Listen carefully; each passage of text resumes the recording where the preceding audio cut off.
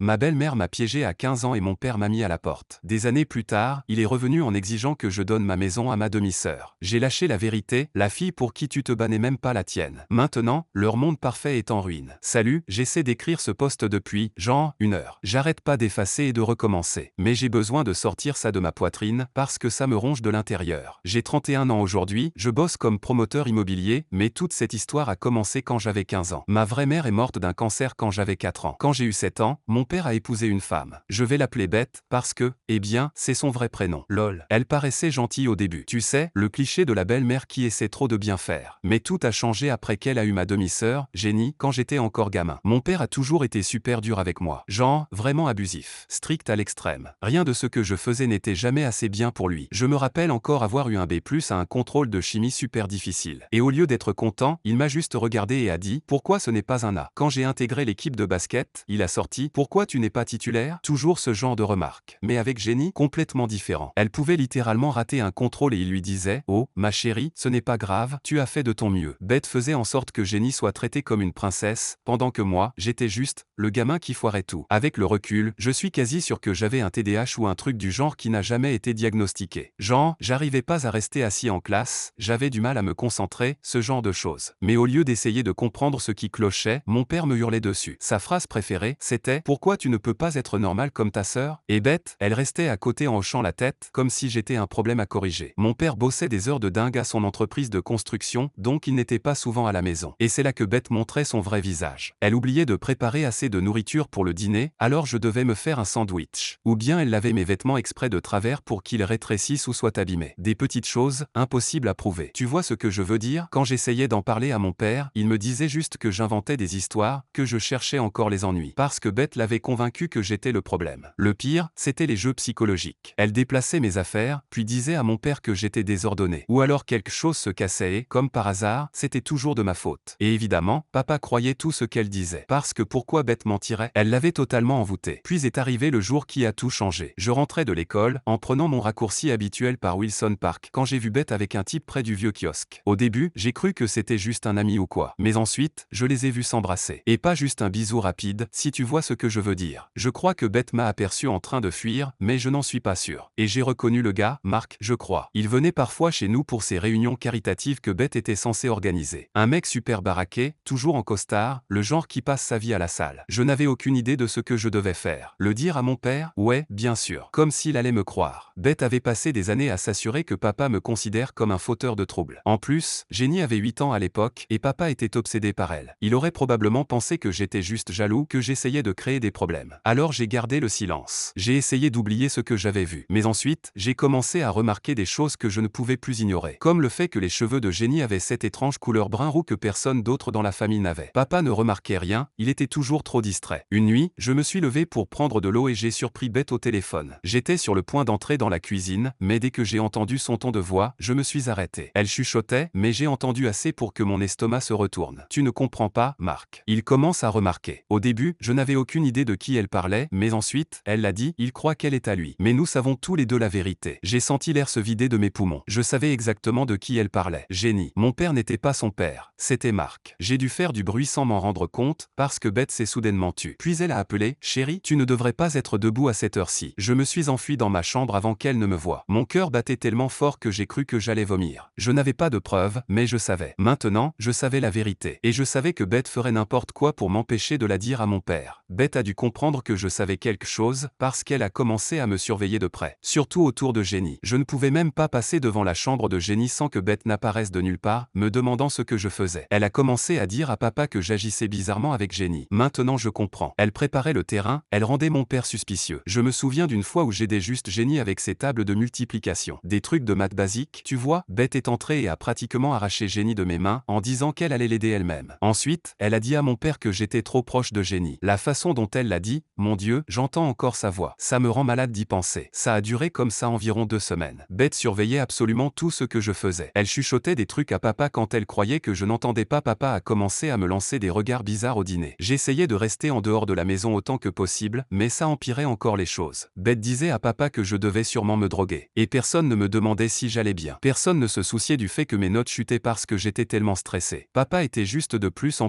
colère contre moi. Environ 2 semaines après que j'ai vu Beth avec avec Marc au parc. Je suis rentré de l'école comme d'habitude ce jour-là. Mais quelque chose était étrange dès que j'ai franchi le seuil. 2 voitures de police étaient garées devant la maison et j'ai entendu Beth pleurer avant même d'ouvrir la porte. Tu sais, ces pleurs complètement faux quand quelqu'un veut attirer l'attention. J'entre, et là, je vois Beth assise sur le canapé, pleurant à chaudes larmes, avec 2 flics assis en face d'elle. Papa, lui, était dans un coin, l'air prêt à tuer quelqu'un. Jenny n'était nulle part. Tout le monde s'est arrêté de parler et m'a fixé quand je suis entré. L'un des flics s'est levé et a demandé s'il pouvait me parler. Ils m'ont emmené dans la cuisine pendant que l'autre restait avec Beth et papa. C'est là qu'ils m'ont dit que Beth et Jenny leur avaient raconté que je touchais Jenny de manière inappropriée. Je n'arrivais même pas à comprendre ce qu'ils disaient. Mon cerveau s'est comme éteint. Je n'arrêtais pas de répéter « Quoi? Non, ça n'est jamais arrivé. » Encore et encore. Mais eux continuaient avec ces questions horribles. Où l'as-tu touché? Combien de fois tu l'as menacée pour qu'elle se taise? J'avais envie de vomir. J'entendais Beth dans l'autre pièce, avec ses faux sanglots, dire des trucs du genre « J'aurais dû voir les signes, je m'en veux. » Papa, lui, ne disait rien. Il restait planté là, les poings serrés. Les flics m'ont demandé si je voulais faire une déposition. J'ai dit que Beth mentait, qu'elle voulait juste se débarrasser de moi parce que je l'avais vu tromper papa. Grosse erreur. Ils ne m'ont pas cru. Papa a complètement explosé quand il m'a entendu dire ça. Il s'est mis à hurler que j'essayais de détruire son mariage parce que j'étais jaloux de Jenny. Il m'a traité de tous les noms possibles. Il a dit que j'étais malade dans ma tête et que j'avais besoin d'aide. Les flics n'ont évidemment trouvé aucune preuve, vu que rien ne s'était jamais passé. Et puis j'avais seulement 15 ans. Mais le mal était fait. Papa m'a balancé un sac poubelle en me disant que j'avais 10 minutes pour faire mes affaires et dégager. Il a ajouté que si je m'approchais encore une fois de Jenny, il me tuerait lui-même. J'ai essayé une dernière fois de lui parler de Beth et Marc, mais il m'a attrapé par le col et m'a poussé vers les escaliers. Je ne l'avais jamais vu aussi enragé. Beth, elle, me regardait avec ce petit sourire en coin que moi seul pouvais voir. J'ai pris quelques vêtements à la va-vite, que j'ai mis dans le sac et dans mon sac de cours. J'ai voulu récupérer ma Game Boy, mais papa m'a dit que tout dans cette maison lui appartenait puisque c'était lui qui payait. Pendant que je faisais mon sac, j'entendais Beth en bas, sûrement en train de continuer à attiser la colère de papa. Quand je suis redescendu, Jenny était là. Elle avait l'air perdue, comme si elle ne comprenait pas ce qui se passait. Beth la serrait dans ses bras, comme pour la protéger de moi. C'est ça qui me tue le plus. Le regard de Jenny. Elle n'était qu'une gamine. Beth avait utilisé sa propre fille pour se débarrasser de moi. Papa m'a dit de lui donner ma clé de la maison. Il a ajouté que je n'étais plus son fils. Beth a pris un air faussement triste et a dit « Peut-être qu'un jour, tu recevras l'aide dont tu as besoin. » J'avais envie de hurler que c'était elle la menteuse, que c'était elle qui avait besoin d'aide. Mais à quoi bon? Ils ne m'auraient jamais cru. Ils m'ont regardé partir, pour s'assurer que je sortais vraiment. Je me suis retourné une seule fois. Papa tenait Jenny dans ses bras pendant que Beth continuait son numéro de pleurs. La dernière chose que j'ai entendue, c'est papa qui disait à Jenny « Tu es en sécurité maintenant. » Cette nuit-là, j'ai erré pendant des heures. J'avais environ 40 $ dans mon portefeuille et aucune idée de ce que j'allais faire. Je ne pouvais aller chez aucun de mes amis parce que Beth avait déjà raconté à tous leurs parents que j'étais une espèce de prédateur. Elle avait tout planifié parfaitement. J'ai trouvé ce bâtiment abandonné où un SDF logeait. Ils m'ont laissé y dormir la première nuit. C'est là que j'ai vécu pendant les mois suivants. Impossible de retourner à l'école. Évidemment, impossible aussi d'obtenir un vrai boulot, j'avais seulement 15 ans. J'ai fait des choses dont je ne suis pas fier, juste pour manger. Le pire, Beth s'était arrangée pour que tout le monde en ville connaisse sa version de l'histoire. Je ne pouvais aller nulle part sans que les gens me lancent ces regards. J'ai perdu tous mes amis. Même les profs qui m'appréciaient ne m'adressaient plus la parole. Toute ma vie s'était effondrée. C'est pour ça que j'ai fini par devoir quitter la ville. J'ai passé environ 6 mois dans ce bâtiment abandonné dont je parlais. C'était un vieil entrepôt près de la voie ferrée. Il y avait 5 ou 6 autres types qui vivaient là aussi. La plupart étaient en réalité des gens corrects, juste malchanceux. Il y avait ce vieux gars, Tom, qui a un peu pris soin de moi. Il vivait dans la rue depuis des années après la mort de sa femme et la perte de son boulot. Il m'a appris plein de choses, où trouver de la nourriture, quels endroits laisser utiliser leurs toilettes, comment rester au chaud en hiver. Les bases de la survie. Des trucs que je n'aurais jamais imaginé devoir apprendre. Je continuais d'espérer que mon père finirait par ouvrir les yeux, comprendre la vérité et venir me chercher. Mais il ne l'a jamais fait. Il s'en fichait. J'ai essayé de trouver du travail, mais personne ne voulait m'embaucher. Beth s'était assurée que tout le monde dans cette petite ville connaisse son histoire. Même McDonald's m'a refusé. J'étais devenu ce type. Celui dont tout le monde chuchotait au supermarché. Les parents éloignaient leurs enfants quand ils me voyaient approcher. Alors oui, j'ai commencé à faire des trucs louches pour m'en sortir. Rien de violent. Mais je ne suis pas fier de cette période. Tom n'arrêtait pas de me dire qu'il fallait que je parte, que je recommence ailleurs. Mais j'avais peur. J'étais juste un gamin. Où est-ce que j'étais censé aller? Puis un soir, les flics ont débarqué à l'entrepôt. Quelqu'un nous avait dénoncé pour squat.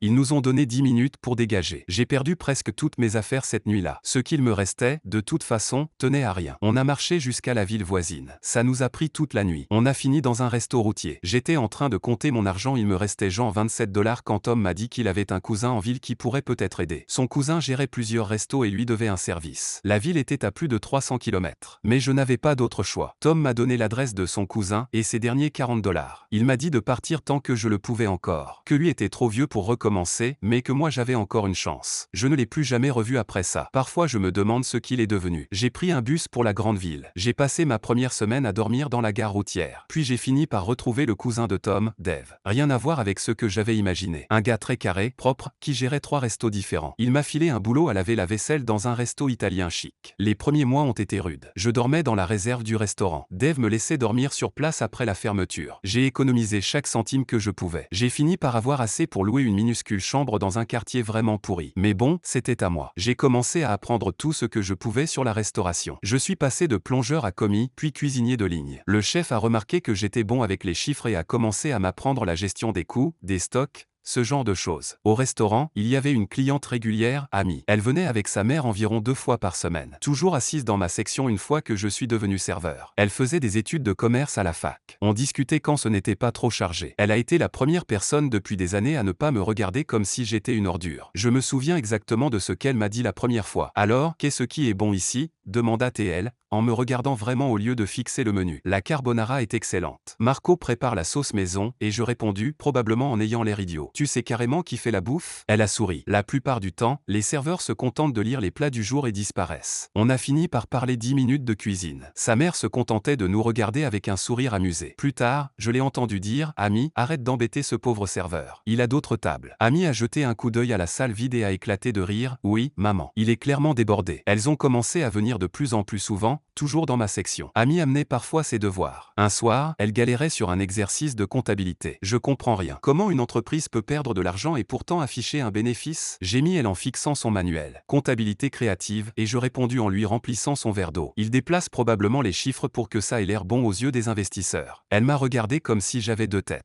Comment tu sais ça, toi? La vérité, c'est que je passais mon temps libre à lire des bouquins de gestion à la bibliothèque. Je voulais comprendre comment fonctionnaient les restaurants. Peut-être en ouvrir un jour. Quand je lui ai dit ça, elle s'est emballée, c'est génial. La plupart des gens de notre âge se fichent de ces trucs. Et tu veux jeter un œil à cet exercice avec moi? Et voilà que je me suis retrouvé assis à sa table pendant ma pause, à l'aider sur ses devoirs. Sa mère nous observait toujours avec ce sourire complice. Ça a duré des mois. Ami venait, on parlait de business, et j'essayais de ne pas tomber amoureux d'elle. Échec total sur ce point. Elle était tellement intelligente, mais ne me faisait jamais sentir idiot. Comme cette fois où elle m'a dit, je comprends pas pourquoi tu bosses ici. T'es clairement doué pour les affaires. Tout le monde ne peut pas se payer la fac, et je marmonnais, gêné. T'as pas besoin de diplôme pour réussir, a-t-elle répliqué. Mon père n'a jamais étudié et il possède 3 entreprises maintenant. Il dit que l'expérience compte plus que les diplômes. Cette phrase est restée gravée dans ma tête. J'ai commencé à croire que je pouvais faire plus que bosser en cuisine. J'ai fini par passer mon équivalent du bac en autodidacte, en bossant à la bibliothèque pendant mes jours de repos. Ami m'a aidé pour les maths. Elle ne m'a jamais posé de questions sur mon passé et je n'ai jamais osé lui raconter. J'avais trop peur qu'elle arrête de me parler si elle savait. Ça a été ma vie pendant environ 5 ans. Me lever, travailler, étudier, dormir, recommencer. Pas de rendez-vous, pas d'amis. Franchement, juste me concentrer sur la survie et essayer de m'améliorer. Tout ce temps, je continuais à penser à Jenny, en espérant que Beth ne l'abîmait pas. Trop tard. Un soir, Ami est arrivé au restaurant, super excité. Devine quoi? Papa cherche quelqu'un pour l'aider à gérer son nouveau projet de promotion immobilière. C'est un poste débutant, mais avec beaucoup de perspectives d'évolution. Tu devrais postuler. Je me suis figé. Ami, j'ai même pas fini le lycée. Mais tu as eu ton GED? Non, c'est tout ce qui compte. Allez, essaie. Qu'est-ce que tu risques? Ce que je risquais, c'était qu'elle découvre mon passé, les mensonges de Beth, tout. Mais Ami insistait. S'il te plaît, pour moi. Papa a confiance en mon jugement. Et je sais que tu serais génial dans ce boulot. Alors j'ai postulé. J'ai dû emprunter un costume à Dave. Il m'allait toujours. Bizarre. L'entretien était terrifiant. Le père d'Ami m'a fixé pendant une minute entière avant de parler. Ami dit que tu comprends les affaires. Prouve-le. D'une façon ou d'une autre, j'ai réussi à parler intelligemment des tendances de l'immobilier que j'avais lues et même à proposer quelques idées pour son nouveau projet. À la fin, il a juste hoché la tête et dit, tu commences lundi. Quand j'ai dit à Ami que j'avais eu le poste, elle m'a pris dans ses bras. La première fois depuis des années que quelqu'un me serrait ainsi. J'ai failli pleurer sur place, au restaurant. Tu vois, je t'avais dit que tu pouvais le faire. Ce travail a tout changé. Son père est devenu comme le père que j'aurais aimé avoir. Il écoutait vraiment mes idées. Il m'a appris tout ce qu'il savait sur la promotion immobilière. En un an, je gérais déjà mes propres projets. Pendant tout ce temps, Ami et moi nous rapprochions. On prenait des cafés après le boulot, on parlait pendant des heures. Mais je ne l'ai jamais invité à sortir. Je pensais toujours à Beth, à ses mensonges, à mon passé. Ami méritait mieux qu'un type qui avait vécu dans la rue. Puis est arrivé le soir qui a tout changé. On travaillait tard sur une proposition de projet. Juste nous deux au bureau. Tu sais, a dit Ami soudainement, pour quelqu'un d'aussi intelligent en affaires, tu es vraiment idiot pour certaines choses. Qu'est-ce que tu veux dire? Et je demandais. Elle m'a regardé droit dans les yeux. Ça fait 2 ans que j'attends que tu m'invites à sortir. Je suis resté planté comme un idiot. J'ai fini par balbutier, je ne suis pas assez bien pour toi, Ami. Il y a des choses sur moi que tu ignores. Et c'est moi, a-t-elle dit. Alors j'ai tout raconté. Bête. Les mensonges. Le fait d'avoir été à la rue. J'attendais qu'elle me regarde avec dégoût ou peur. Au lieu de ça, elle a fondu en larmes. Puis elle s'est mise en colère. Pas contre moi. Contre Beth et mon père. Ces gens horribles. Comment ils ont pu faire ça à leur propre fils? Puis elle m'a embrassé. Elle s'est penchée par-dessus le bureau et m'a embrassé. Et voilà, c'est comme ça qu'Amy et moi avons fini ensemble. Mais la vie a une façon bien à elle de ramener le passé quand on s'y attend le moins. Amy et moi nous sommes mariés assez vite après avoir commencé à sortir ensemble. Sa famille était incroyable. Ils m'ont vraiment traité comme un fils. On a eu notre premier enfant, un garçon, et on a acheté une superbe maison de 5 chambres dans un bon quartier. La vie était parfaite. Puis, il y a environ 3 mois, j'étais au travail en train de faire défiler Facebook, et je tombe sur une demande d'amis. La photo de profil montrait mon père, beaucoup plus vieux que dans mes souvenirs. Je suis resté là, comme un idiot, à fixer mon téléphone. Amy a tout de suite remarqué que quelque chose n'allait pas quand elle est rentrée à la maison. J'étais assis dans la cuisine, à regarder le vide. « Chérie, qu'est-ce qui ne va pas ?» demanda-t-elle en déposant notre fils pour sa sieste. « Papa m'a retrouvé sur Facebook, répondis-je. Il m'a envoyé une demande d'amis. Elle s'est assise à côté de moi. Qu'est-ce que tu vas faire? Aucune idée. Je n'ai même pas encore ouvert son message. Tu veux que je le lise en premier? Je lui ai tendu mon téléphone. Elle a ouvert le message et a commencé à lire à voix haute. Mon fils, je sais que ça fait longtemps. Je vieillis maintenant et je repense beaucoup au passé. Pas un jour ne passe sans que je ne pense à toi, à Beth. Et je veux arranger les choses. Jenny s'ennuie de son grand frère. S'il te plaît, donne-nous une chance de nous expliquer. Avec amour, papa. J'ai ri, mais ce n'était pas un rire heureux. Jenny s'ennuie de moi? Elle ne doit même pas se souvenir de moi. Elle avait 8 ans quand tout est arrivé. Amy a serré ma main. Tu n'es pas obligé de répondre. Mais je l'ai fait. Peut-être que je suis un idiot, mais je voulais savoir pourquoi. Pourquoi maintenant, après 16 ans? Alors j'ai accepté la demande et répondu, pourquoi maintenant? Sa réponse est arrivée très vite, j'ai 58 ans maintenant. J'ai eu quelques soucis de santé. Ça m'a fait réaliser que la vie est trop courte pour les rancunes. Jenny va bientôt se marier, ça représenterait beaucoup de t'avoir là. On a échangé des messages pendant quelques semaines. J'ai appris que Jenny avait 24 ans, qu'elle travaillait dans le marketing. Fiancée à un avocat. Bête, toujours la même, d'après lui. Ouais, ça je n'en doute pas, et je pensais. Amy n'arrêtait pas de me répéter d'être prudent. Les gens ne changent pas tant que ça, disait-elle. Mais je voulais croire que mon père avait changé. Stupide,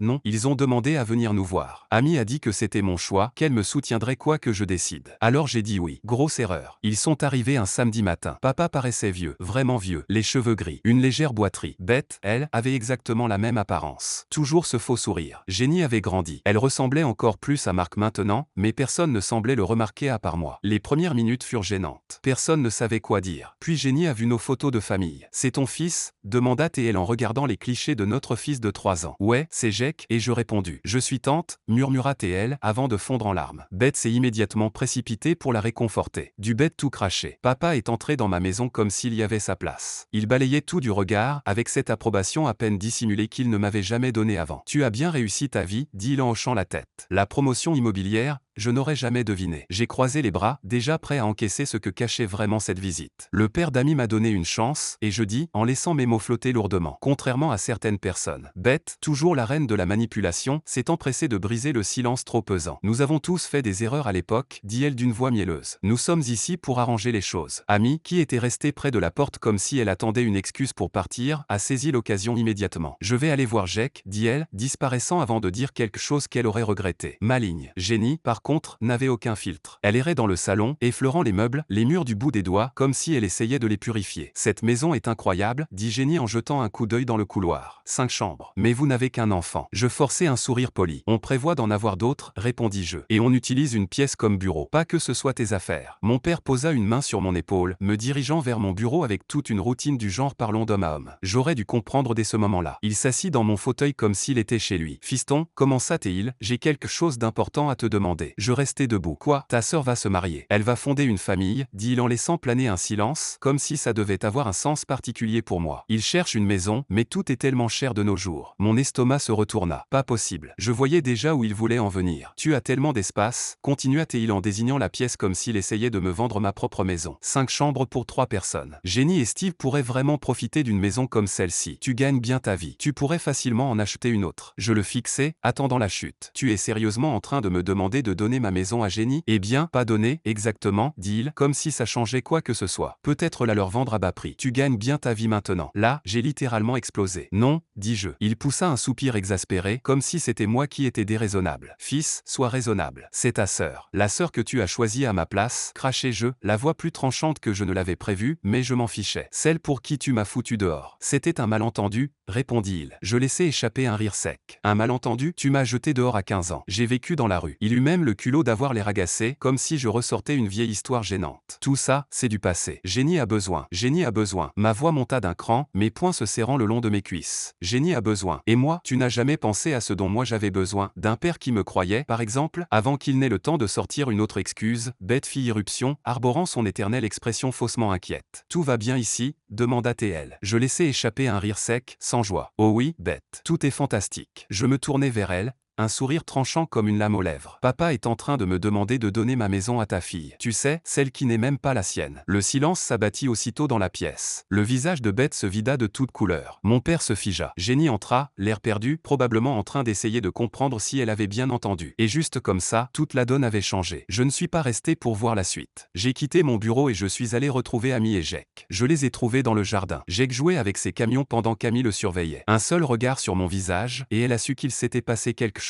Elle a emmené Jack à l'intérieur pendant que les autres digéraient encore mes paroles. Beth tenta aussitôt de sauver la situation, assurant à mon père que je mentais, que j'essayais seulement de les blesser comme toujours. Typique Beth. Mais cette fois, papa n'y croyait pas. Peut-être parce que Jenny se tenait juste là, ressemblant trait pour trait à Mark. Ou peut-être qu'il avait toujours eu des doutes au fond de lui. Il exigea un test ADN sur le champ. Jenny s'est mise à pleurer. Pas des larmes fausses, comme celles de sa mère, mais de vraies larmes confuses. Elle ne cessait de demander ce qui se passait. Pourquoi? Tout le monde criait. Beth l'attrapa et la traîna pratiquement hors de notre maison, en disant que je cherchais encore à faire des histoires, à ruiner leur vie parce que j'étais jaloux. Papa resta. Il n'a rien dit pendant un long moment, assis dans notre salon, le regard perdu dans le vide. Puis il m'a demandé comment je savais. Alors, je lui ai tout raconté, la fois où j'avais vu Beth avec Mark dans le parc quand j'avais 15 ans, le fait que Jenny lui ressemblait comme deux gouttes d'eau, et comment Beth m'avait piégé dès qu'elle avait compris que je pouvais parler. Il ne m'a pas cru au début. Répété que je me trompais, que Beth n'aurait jamais fait ça. Mais je voyais bien le doute le ronger. Tous ces petits détails qui n'avaient jamais eu de sens se mettaient soudain à s'assembler. Les cheveux bruns roux de Jenny que ni lui ni Beth n'avaient, ces traits qui ne correspondaient à personne de la famille, cette obsession constante de Beth pour m'éloigner de Jenny. La semaine suivante fut un tourbillon. Papa fit réellement faire le test ADN. Il est venu à mon bureau quand il a reçu les résultats. Même pas attendu d'être chez lui. Il est entré, s'est assis et a éclaté en sanglots. Les résultats montraient zéro chance qu'il soit le père de Jenny. Tout ce qu'il croyait savoir depuis 24 ans n'était qu'un mensonge. J'aurais dû me sentir soulagé, voire heureux. C'était enfin la preuve que je disais la vérité depuis toujours. Mais voir mon père pleurer dans mon bureau m'a laissé vide. Cet homme qui m'avait toujours semblé si fort, qui m'avait terrifié enfant, paraissait complètement brisé. Il m'a demandé des nouvelles de Mark. Est-ce que je savais où il était, ce qu'il devenait? Je lui ai répondu que je savais peu de choses, que Mark traînait parfois avec les sans-abri, complètement défoncé, et que je ne l'avais pas vu depuis des années. Aucune idée même s'il était encore vivant. Papa est sorti de mon bureau comme s'il avait vieilli de 20 ans en 10 minutes. Mais il n'était pas vaincu. Il était furieux. Je pensais que ça s'arrêterait là, que je pouvais les laisser gérer leur désastre, que ce n'était plus mon problème. Puis Amy m'a appelé au travail le lendemain. Papa était rentré à la maison et avait explosé. Beth avait tenté de s'en sortir comme toujours, en disant que le test devait être faux, que le laboratoire avait fait une erreur. Mais pour la première fois, papa n'y croyait pas. Des décennies de mensonges et de manipulations venaient de s'effondrer d'un coup, et il a craqué. Il ne s'est pas contenté de hurler. Il l'a frappée, violemment. Elle est à l'hôpital maintenant. 3 vertèbres fracturées. Les médecins disent qu'elle aura probablement besoin d'antalgiques pour le reste de sa vie. C'est Jenny qui a appelé la police. Papa a été arrêté sur le champ, dans leur salon. Il parle d'une peine de 3 à 5 ans, vu qu'il n'a pas de casier et que son âge pourrait jouer en sa faveur. Mais la famille de Beth pousse pour la peine maximale. Et Jenny, son monde entier s'est effondré du jour au lendemain. Le mariage est annulé. Son fiancé avocat de prestige n'était clairement pas prêt à assumer un tel fardeau. Maintenant, elle inonde mon téléphone de messages, me suppliant de l'aider à retrouver son vrai père. Amy me répète de les bloquer tous, de tourner la page une bonne fois pour toutes. Et elle a sûrement raison. Mais une part de moi n'y arrive pas. Pas pour Beth, pas pour papa, mais pour Jenny. Elle n'a rien demandé à tout ça. Toute sa vie, tout ce qu'elle croyait vrai vient de s'effondrer. Et aujourd'hui, j'ai appris que Beth est déjà accro aux antidouleurs. Sa famille l'a envoyée en cure de désintoxication. Jenny vit chez sa tante, refuse même de parler à Beth. Papa risque vraiment la prison. Leur petite famille parfaite, envolée. Juste comme ça. Et le plus étrange, c'est que je n'en tire aucune satisfaction. Je croyais que prouver que je disais la vérité me donnerait une forme de justice, un sentiment de victoire. Mais en fait, Ça sonne creux. Comme regarder une maison brûler longtemps après qu'il n'y ait plus rien à sauver à l'intérieur. À ce moment-là, je me concentrais sur ma famille. Amy était de nouveau enceinte, une petite fille cette fois, et toutes ces chambres en plus trouvaient enfin leur utilité. Pas de la façon dont papa et Beth l'avaient imaginé, mais d'une meilleure manière. C'est drôle comme la vie fonctionne parfois. Mais 2 mois plus tard, tout a basculé. Les choses sont devenues encore plus compliquées. Le procès de papa a eu lieu le mois dernier. Je n'y suis pas allé. Mon avocat me l'avait déconseillé. Et honnêtement, je n'avais aucune envie de les voir. J'ai appris par génie qu'il avait pris 3 ans. Ça aurait pu être pire. Le juge a tenu compte de son âge et de son casier vierge. Mais à 58 ans, 3 ans, c'est long. Beth est toujours en cure. En fait, il s'est avéré qu'elle prenait des antidouleurs bien avant que papa ne l'envoie à l'hôpital. Sa sœur a dit à Jenny qu'elle en consommait depuis des années. Elle avait juste très bien caché son addiction. Ça explique beaucoup de choses, sa paranoïa, ses mensonges insensés. Elle en a encore pour au moins 6 mois de traitement. Jenny, elle, n'allait pas bien du tout. Elle est partie chercher Mark par elle-même. A demandé dans des foyers, des abris. Elle a fini par trouver quelqu'un qui le connaissait. Mark est mort il y a 2 ans, d'une overdose, derrière une supérette. Jenny s'est complètement effondrée en l'apprenant. Elle m'envoie sans cesse de longs messages à 3 heures du matin, disant que sa vie entière est un mensonge, qu'elle ne supporte plus son propre reflet parce qu'elle ne voit que le visage de Mark. J'ai de la peine pour elle, mais Amy me répète que je dois garder mes distances. Et elle a raison. Chaque fois que je lui réponds, Jenny s'accroche davantage. Commence à poser de plus en plus de questions sur le passé. Le plus fou, c'est que son ex-fiancé a essayé de me contacter. Il voulait savoir si la folie était dans la famille, car il s'inquiétait d'avoir des enfants avec elle. Je l'ai envoyé balader. Oui, Jenny traverse des épreuves, mais elle ne mérite pas ce genre de jugement. J'ai appris que Beth racontait aux gens que j'avais inventé toute l'histoire de Mark pour me venger. Même avec un test ADN prouvant que papa n'était pas le père de Jenny, elle continue à essayer de me faire passer pour le méchant. Et certains de nos anciens voisins la croient. Les petites villes adorent les drames. De notre côté, la grossesse d'Amy se passe bien. On attend notre petite fille. Parfois, je regarde mon fils jouer et je pense à Jenny quand elle avait son âge. Je me demande si les choses auraient été différentes si papa avait vu les signes plus tôt, ou si j'avais parlé à quelqu'un d'autre de ce que j'avais vu entre Beth et Mark. Mais on ne peut pas changer le passé, pas vrai? La maison semble différente maintenant, comme si toute l'énergie négative de leur visite avait enfin disparu. On transforme la chambre qui était censée devenir qu'ils avaient prévu de Jenny en chambre pour le bébé. Amy a déjà tout prévu, thème rose et gris, petites étoiles au plafond. Je pense encore parfois à Tom, ce sans-abri qui m'avait aidé quand j'avais été jeté dehors. J'aimerais pouvoir lui dire ce que je suis devenu, lui montrer que j'ai réussi, comme il m'avait dit que je le pourrais. J'espère qu'il va bien, où qu'il soit. J'ai reçu des messages du côté de la famille de papa. Certains le soutiennent,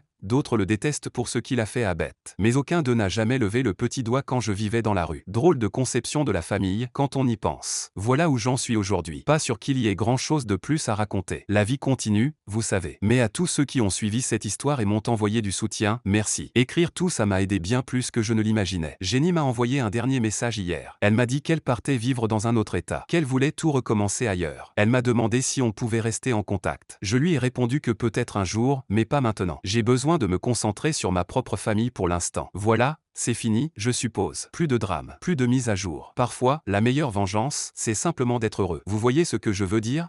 Si l'histoire vous a plu, n'oubliez pas de commenter, de vous abonner et de partager. Nous postons une nouvelle histoire tous les jours.